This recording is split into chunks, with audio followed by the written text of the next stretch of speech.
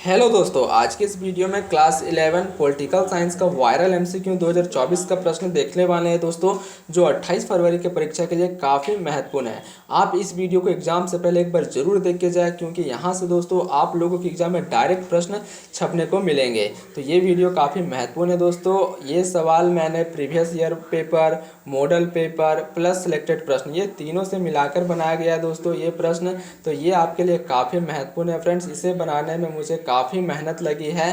तो प्लीज़ अगर आप लोग चैनल पे नए हैं तो चैनल को सब्सक्राइब कर लें और दोस्तों के साथ भी इसे ज़्यादा से ज़्यादा शेयर करें, और जितना ज़्यादा हो सके कमेंट करें कि आपको कौन कौन सा सब्जेक्ट का एमसीक्यू प्रश्न चाहिए। तो चलिए दोस्तों, वीडियो को बिना देर किए हुए स्टार्ट करते हैं। पहला प्रश्न देखिए दोस्तों, आपके स्क्रीन पे है, भारत की संविधान सभा का प्रथम अधिवेशन कब हुआ? तो प्रथम अधिवेशन दोस्तों 9 दिसंबर 1946 को हुआ था। ठीक है, ऑप्शन नंबर सी जो है बिल्कुल करेक्ट आंसर है। दूसरा नंबर प्रश्न देखिए दोस्तों, भारतीय संविधान सभा के उद्घाटन अधिवेशन की अध्यक्षता किसने की? जवाहरलाल नेहरू, डॉक्टर भीमराव अंबेडकर, सचिनंद सिन्हा, सी राजगोपालचारी। तो इसका राइट आंसर हो जाएगा दोस्तों डॉक्टर सचिनंद सिन्हा। ठीक है, ऑप्शन नंबर सी जो है ये बिल्कुल सही आंसर है।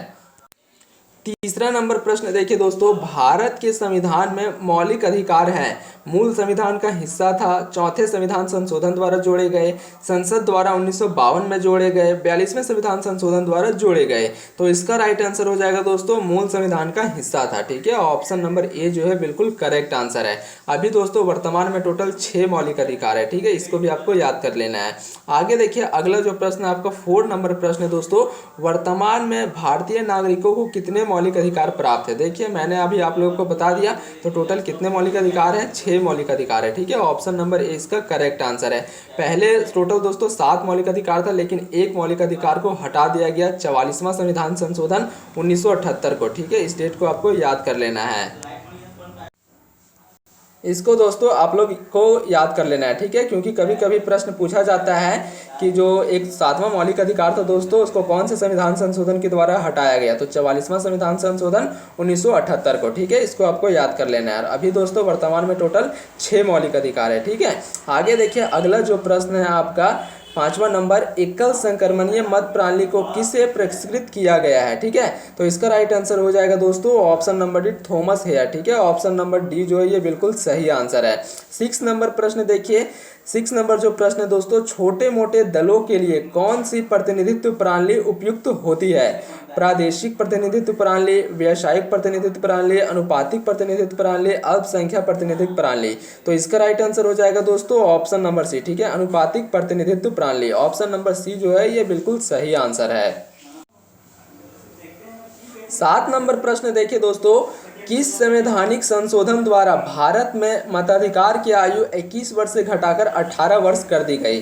तो ये दोस्तों 61वां संविधान संशोधन के द्वारा किया गया था। ठीक है, पहले मतदान देने का आयु 21 वर्ष था, लेकिन 61वां संविधान संशोधन 1989। ठीक है, इस डेट को भी आपको याद कर लेना है दोस्तों, 1989 61वां संविधान संशोधन में 21 वर्ष से घटाकर 18 वर्ष कर दिया गया। ठीक है, ऑप्शन नंबर ए जो है ये बिल्कुल करेक्ट आंसर है। आगे देखिए, अगला जो प्रश्न है आपका, निम्नलिखित में से किसको किसी मृत्यु दंड पाए अपराधी को क्षमा दान करने की शक्ति प्राप्त है? तो ये दोस्तों आपका राष्ट्रपति को होता है। ऑप्शन नंबर ए जो है करेक्ट आंसर है। अगला प्रश्न देखिए, भारत के राष्ट्रपति का चुनाव कितने वर्षों के लिए होता है? तो ये 5 वर्षों के लिए होता है। ऑप्शन नंबर सी जो है सही आंसर है। आगे देखिए, अगला प्रश्न आपका 10 नंबर प्रश्न, राज्यपाल किसके प्रति उत्तरदायी होता है? तो ये दोस्तों राष्ट्रपति के प्रति उत्तरदायी होता है। ऑप्शन नंबर बी जो है ये सही आंसर है। 11 नंबर प्रश्न देखिए दोस्तों, भारत का प्रधानमंत्री बनने के लिए न्यूनतम आयु कितनी होनी चाहिए? तो दोस्तों प्रधानमंत्री बनने के लिए न्यूनतम आयु 25 वर्ष होना चाहिए, और राष्ट्रपति, ठीक है, और राष्ट्रपति बनने के लिए दोस्तों जो न्यूनतम आयु है वो आपका 35 वर्ष है। ठीक है, राष्ट्रपति बनने के लिए 35 वर्ष और प्रधानमंत्री बनने के लिए 25 वर्ष। ठीक है, ये दोनों को आपको याद कर लेना है। आगे देखिए, अगला प्रश्न है 12 नंबर प्रश्न, राज्यसभा को भंग करने का अधिकार किसे प्राप्त है? तो ये दोस्तों राष्ट्रपति को प्राप्त है। ठीक है, ऑप्शन नंबर ए जो है ये करेक्ट आंसर है। ठीक है, सॉरी फ्रेंड्स, राज्यसभा को कभी भी भंग नहीं किया जा सकता, ठीक है। लोकसभा को भंग किया जा सकता है, लोकसभा को भंग करने का अधिकार दोस्तों राष्ट्रपति को है, ठीक है, लेकिन राज्यसभा को दोस्तों कभी भी भंग नहीं किया जा सकता, ठीक है। तो इसका राइट आंसर हो जाएगा आपका ऑप्शन नंबर डी, किसी को नहीं। राज्यसभा को दोस्तों किसी के द्वारा भंग नहीं किया जा सकता, ठीक है। ये टोटल 6 वर्षों के लिए होता है। आगे देखिए, अगला जो प्रश्न आपका 13 नंबर प्रश्न है दोस्तों, भारत में लोकसभा का अध्यक्ष स्पीकर होता है। लोकसभा का दोस्तों अध्यक्ष कौन होता है, ठीक है। मनोनीत किया जाता है, निर्वाचित किया जाता है, या फिर आपका चयनित किया जाता है, नियुक्त किया जाता है। तो इसका राइट आंसर हो जाएगा दोस्तों चयनित किया जाता है। ऑप्शन नंबर बी जो है ये बिल्कुल करेक्ट आंसर हो जाएगा। लोकसभा के सदस्यों के द्वारा दोस्तों लोकसभा का अध्यक्ष को यहाँ पे चयनित किया जाता है। ऑप्शन नंबर बी इसका करेक्ट है। 16 नंबर प्रश्न देखिए दोस्तों, राज्य सरकार की कानूनी मामलों में सलाह देने के लिए कौन अधिकृत है। तो ये आपका महाधिवक्ता है, ठीक है। ऑप्शन नंबर सी जो है करेक्ट आंसर है। और केंद्र सरकार में दोस्तों महान्यवादी होता है, ठीक है। केंद्र सरकार में महान्यवादी और राज्य सरकार में महाधिवक्ता, ठीक है। 17 नंबर प्रश्न देखिए आपका है, झारखंड उच्च न्यायालय कहाँ पर स्थित है। तो ये आपका रांची में स्थित है। ऑप्शन नंबर बी इसका करेक्ट है। आगे देखिए, अगला प्रश्न है आपका, भारत में न्यायिक पुनरीक्षण की शक्ति का प्रयोग कौन करता है। केवल सर्वोच्च न्यायालय, भारत के क्षेत्रों में सभी न्यायालय, सर्वोच्च न्यायालय एवं उच्च न्यायालय, भारत के राष्ट्रपति। तो इसका राइट आंसर हो जाएगा दोस्तों सर्वोच्च न्यायालय एवं उच्च न्यायालय। ऑप्शन नंबर सी जो है बिल्कुल करेक्ट आंसर है। आगे देखिए, अगला जो प्रश्न आपका 19 नंबर प्रश्न दोस्तों, किसने कहा है भारतीय संविधान अर्धसंघात्मक है, ठीक है। कौन जो विद्वान थे दोस्तों जिसने कहा था भारतीय संविधान जो है वह अर्धसंघात्मक है, ठीक है। तो इसका राइट आंसर हो जाएगा आपका ऑप्शन नंबर डी, केसी वियर, ठीक है। ये जो कथन है दोस्तों केसी वियर का कहना है। ऑप्शन नंबर डी इसका बिल्कुल राइट आंसर है। 22 नंबर प्रश्न देखिए दोस्तों, समवर्ती सूची में कुल कितने विषय रखे गए हैं, ठीक है। समवर्ती सूची में कुल कितने विषय रखे गए हैं, 97, 47, 66, 100। तो इसका राइट आंसर हो जाएगा दोस्तों आपका 47। ऑप्शन नंबर बी जो है करेक्ट आंसर है। आगे देखिए 21 नंबर प्रश्न है, स्थानीय स्वशासन, ठीक है। स्थानीय स्वशासन की सर्वोत्तम व्यवस्था यह की जा सकती है कि वह एक उदाहरण है, ठीक है। ये दोस्तों संघवाद की, लोकतांत्रिक विकेंद्रीकरण की, प्रशासन प्रेम जोन की, या फिर प्रत्यय लोकतंत्र की। तो इसका राइट आंसर हो जाएगा दोस्तों ऑप्शन नंबर बी, ठीक है, लोकतांत्रिक विकेंद्रीकरण की। ऑप्शन नंबर बी जो है ये बिल्कुल करेक्ट आंसर है। आगे देखिए, अगला जो प्रश्न आपका 22 नंबर प्रश्न है दोस्तों, ग्राम पंचायत की आय का स्रोत है, ठीक है। ग्राम पंचायत की आय का स्रोत है। इसका जो सही आंसर हो जाएगा दोस्तों ऑप्शन नंबर बी, मेला एवं बाजार कर, ठीक है। ग्राम पंचायत की आय का स्रोत होता है दोस्तों मेला एवं बाजार कर, ठीक है। ऑप्शन नंबर बी जो है ये करेक्ट है।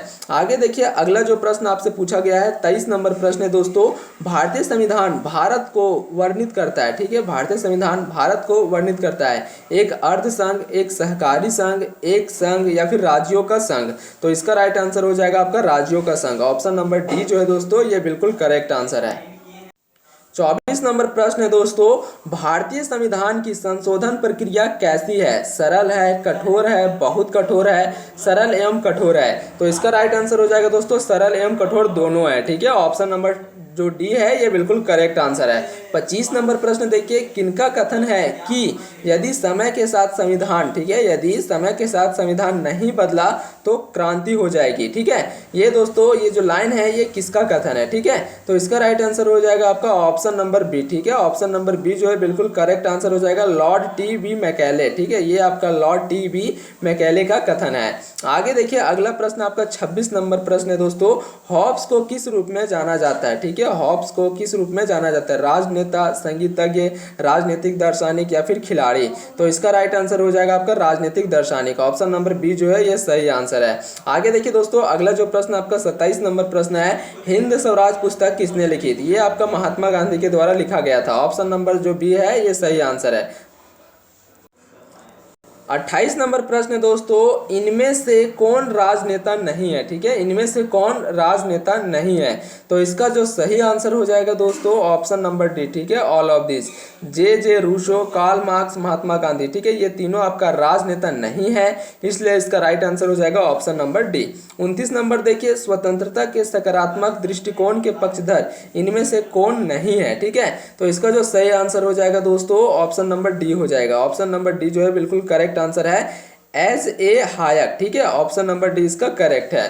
30 नंबर प्रश्न देखिए, इनमें से, ठीक है, इनमें से किनका कथन है कि मनुष्य जन्म से स्वतंत्र है किंतु वह हर जगह बेड़ियों से जकड़ा हुआ है, ठीक है। ये जो कथन है दोस्तों, ये कौन से विद्वान का कहना है? तो इसका राइट आंसर हो जाएगा आपका ऑप्शन नंबर डी, ठीक है, जे जे रूसो, ठीक है। ये किनका कथन है? तो जे जे रूसो का कथन है। ऑप्शन नंबर डी इसका सही आंसर है। 31 नंबर प्रश्न देखिए दोस्तों, नारीवाद के अनुसार स्त्री पुरुष असमानता का कारक है, ये मातृसत्ता है, पितृसत्ता है, नरसैंगिक है या फिर आवश्यक है? तो इसका जो राइट आंसर हो जाएगा दोस्तों पितृसत्ता। ऑप्शन नंबर बी जो है ये बिल्कुल करेक्ट आंसर है, ठीक है। आगे देखिए, अगला जो प्रश्न आपका 32 नंबर प्रश्न पूछा गया है फ्रेंड्स, 20वीं शताब्दी के किस एक महान, ठीक है, 20वीं शताब्दी के किस एक महानतम व्यक्ति की आत्मकथा का शीर्षक है लॉन्ग वॉक टू फ्रीडम, ठीक है, लॉन्ग वॉक टू फ्रीडम। ये दोस्तों किनका जो है वह आत्मकथा है? नेल्सन मंडेला, महात्मा गांधी, आंग सान सू, मार्टिन लूथर किंग। तो इसका राइट आंसर हो जाएगा आपका Nelson Mandela. Option number A जो है करेक्ट आंसर है। आगे देखिए दोस्तों, अगला प्रश्न आपसे पूछा गया है 33 नंबर प्रश्न, सामाजिक न्याय का तात्पर्य है, ठीक है, सामाजिक न्याय का तात्पर्य है। इसका राइट आंसर हो जाएगा ऑप्शन नंबर डी, ठीक है, ऑप्शन नंबर डी जो है ये सही आंसर है। आगे देखिए, अगला प्रश्न आपसे पूछा गया है 34 नंबर प्रश्न, अ थ्योरी ऑफ जस्टिस, ठीक है, अ थ्योरी ऑफ जस्टिस नामक पुस्तक किसने लिखी है? John Rawls, J S. Mill, R.H. Tawney या फिर L.T. हाउ?